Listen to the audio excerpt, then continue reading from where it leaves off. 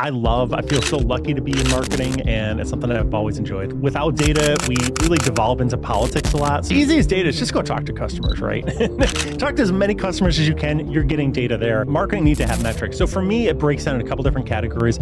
You have brand metrics, so things like aided recall, unaided recall, sentiment, share of voice.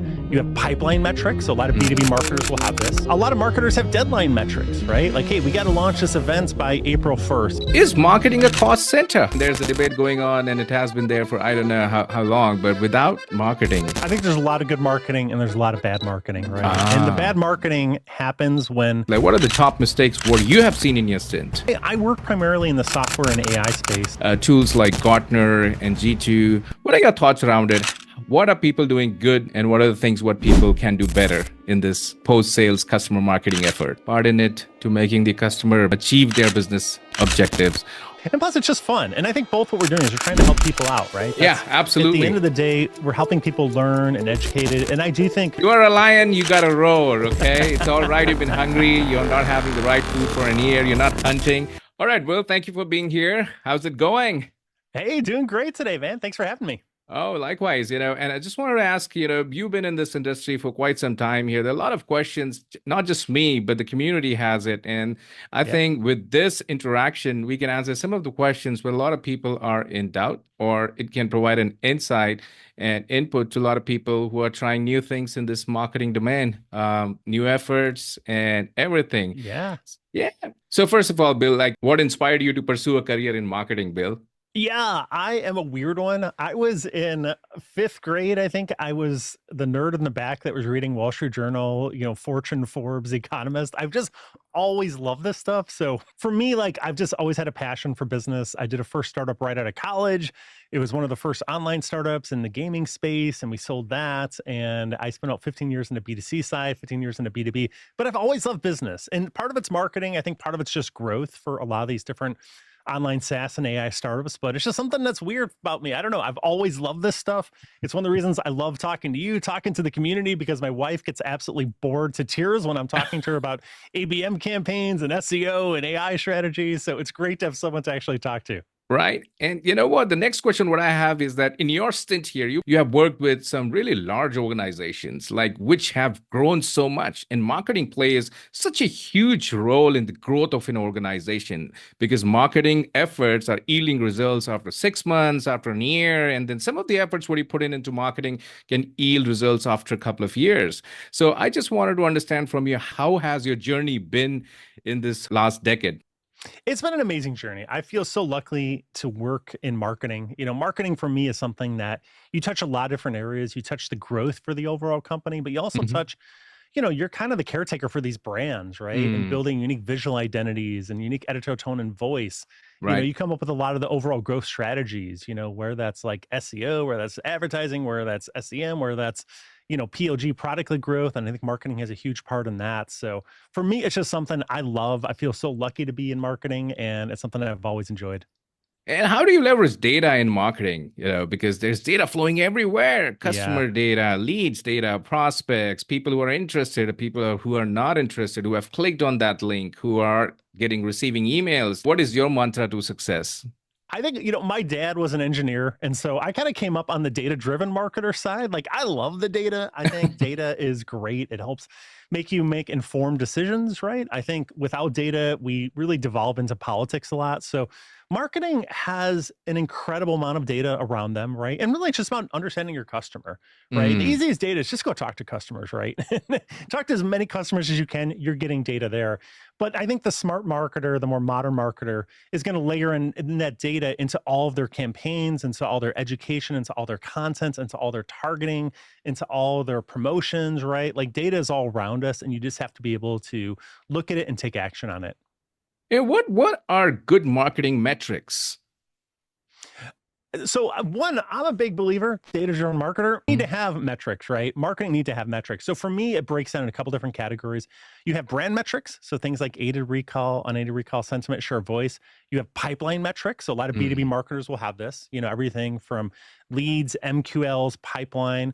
You'll have experience metrics, right? Like I'm a big believer in customer centricity. So things like net promoter score, DAUs. Mm. A lot of marketers have deadline metrics, right? Like, hey, we got to launch this event by April 1st. We need to, put out this new product release by September, whatever it is, right?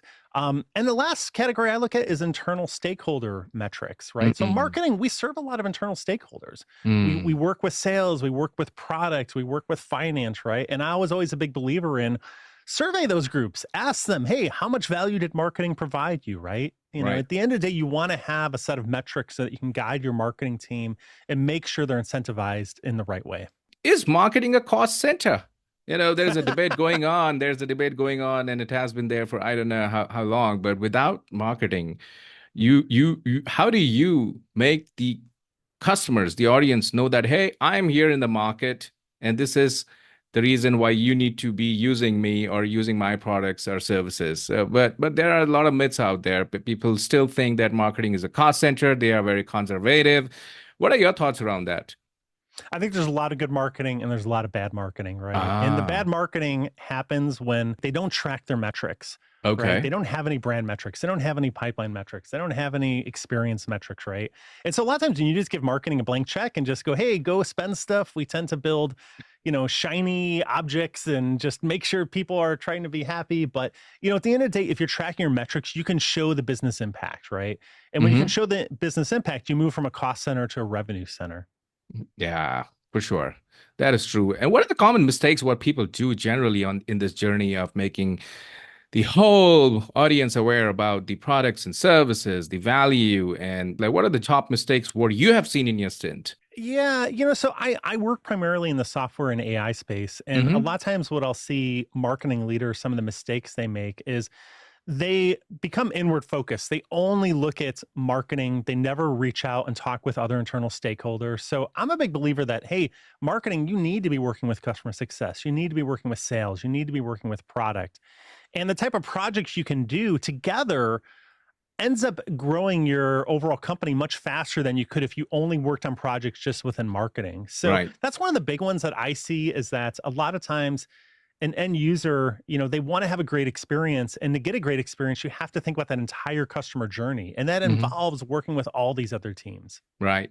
I've been working in the customer success industry, the customer support Yeah. industry for like around 2 decades now.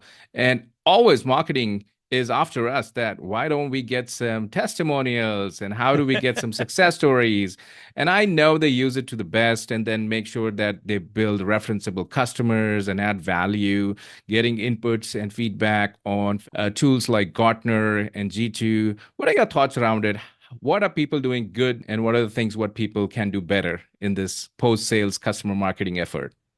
So I come from the customer centric playbook. And what that Mm. means is you build a product that delivers an incredible experience.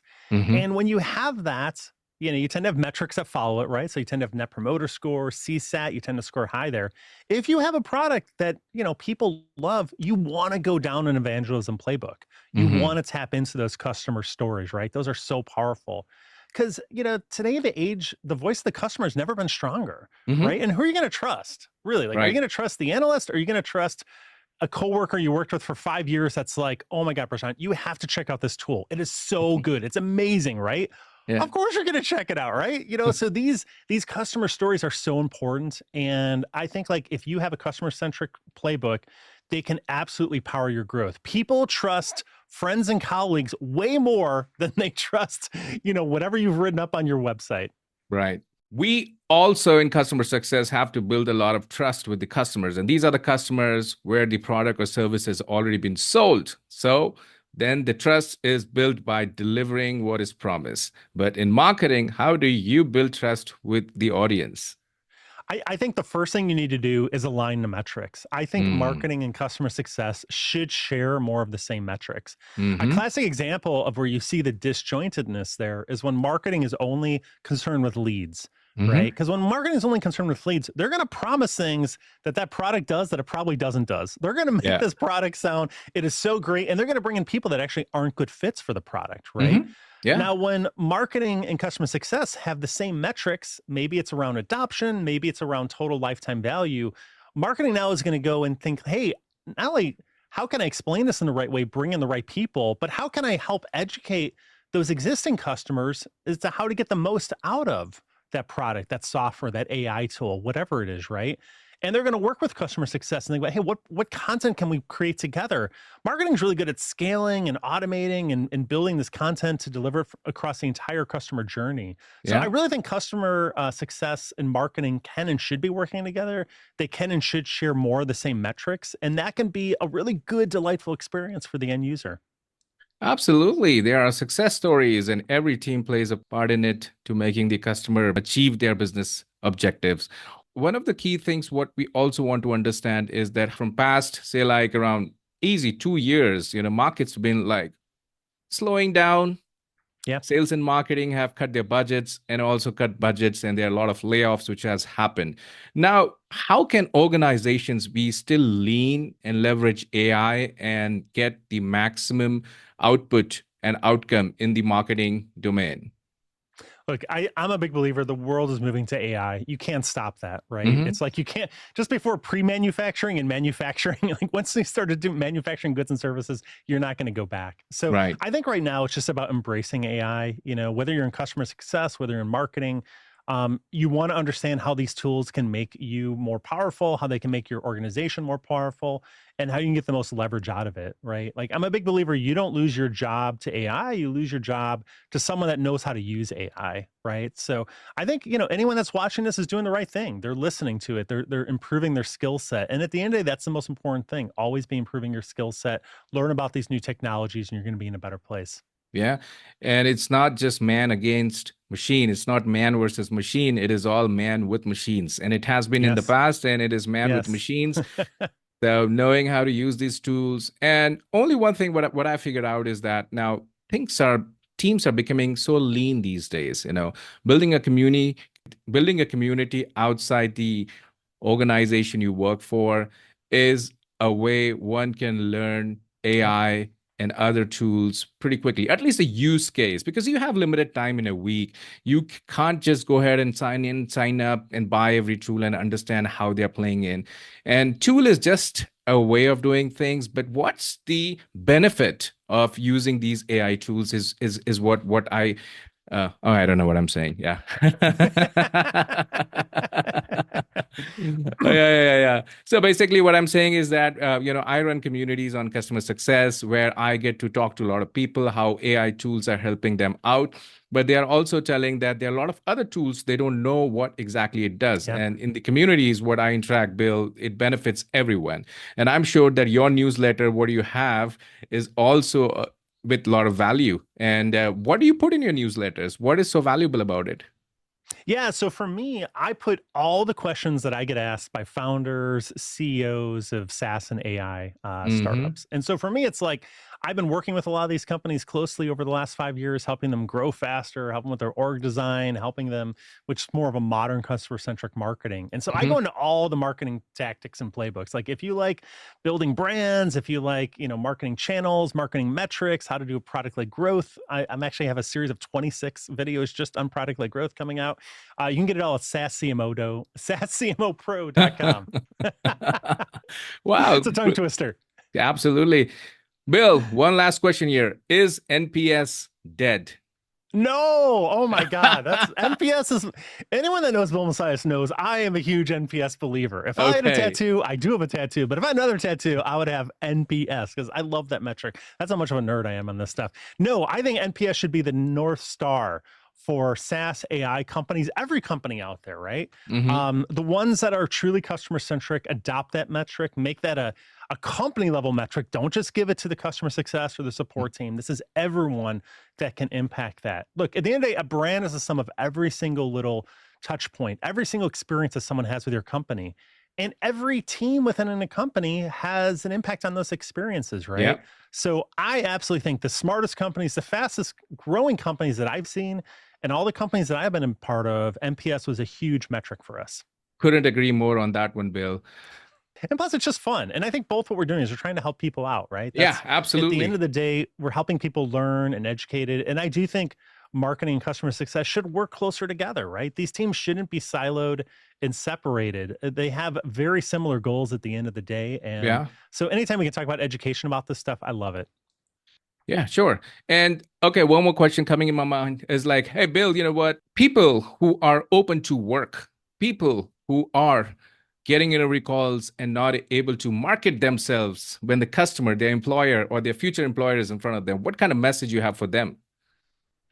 Ooh, that's a great one. So I always said, hey, when you're looking for a job, it's a full-time job. Yeah. And you have to treat it as much, right? When I would Hmm. go into interviews, I would spend multiple hours researching that company, researching that person, understanding what is their top business goals, what are their metrics, what are their drivers. And the other thing I'd say too is ask a lot of questions, Yeah. right? This should be a two-way interview. This shouldn't just be them interviewing you. And I think when you ask a lot of questions, hey, why is this job open? Right? Yeah. Why do you believe in this? Why do you think you're going to be able to take on this competitor that I've been noticed is gaining market share? Yeah. Right? What do you see the opportunities for someone like me coming in? Right? It kind of puts them a little bit on the fence, and also like they're like, oh, whoa, I really want to get this person, right? Like they know their stuff and they're asking a lot of questions too. So that would be my advice is, hey, just spend time learning about the company.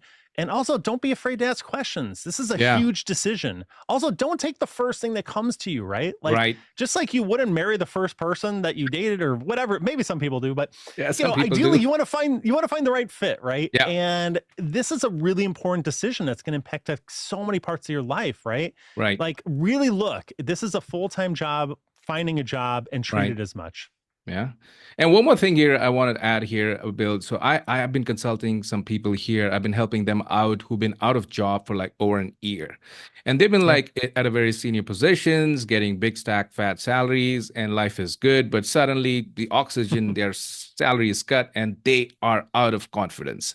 You know, Yeah. earlier the amount of confidence what they had, that whole confidence is so low right now. They have forgotten to ask questions in the interviews, and that's why Yeah. in the community what I do is get them do some mock conversations and get their inner animal out, because I love it. you are a lion, you got to roar. Okay, it's all right, you've been hungry, you're not having the right food for an year, you're not hunting, but if you're a lion, you got to roar. And sometimes being with the whole pride gets your inner Yes. animal out. So that's what is helping me out, That's great. helping people out. Yeah.